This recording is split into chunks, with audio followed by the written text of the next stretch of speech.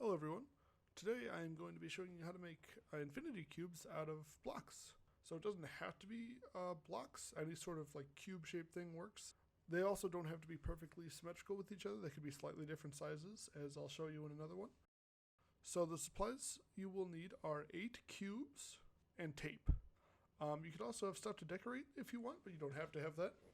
So the 8 cubes, they could be like toy blocks, they could be dice even, they could be Legos.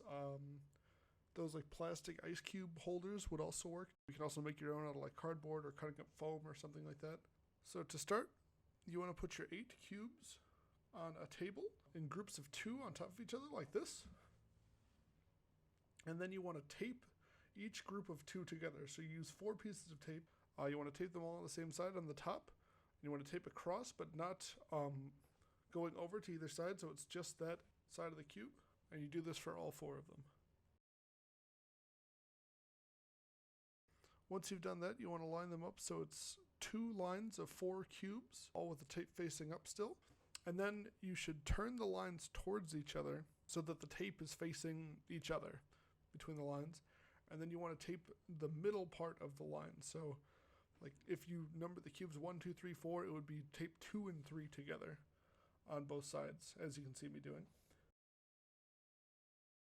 And then, once you've done that, you want to flip both lines of 4 upside down. So you want to rotate them twice, so 180 degrees. And then put them all together. So it's a 2x4 rectangle. And then you want to tape the top left and right and the bottom left and right cubes to each other. And then we have a basic functional infinity cube.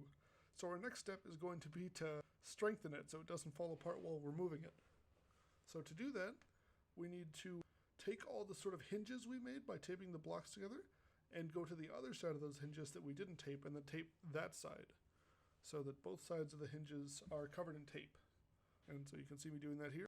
To do this, start folding the cube carefully, and as you see a side that's turning that doesn't have tape on it, add tape to it, and eventually you will have all the hinges covered. It should take as many pieces of tape as you initially put on it.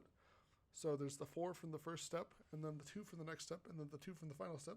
So you're going to be adding 8 extra pieces of tape to cover every opposite side.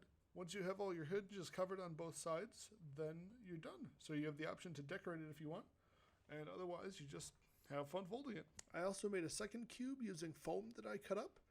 This foam was just from a craft store. I got it from the dollar store, and I covered it in tape. So I measured 1.5 inches roughly worth of foam, and I cut them into cubes. As you can see, my cubes are not perfectly symmetrical. They can be slightly different and it still works. That's fine.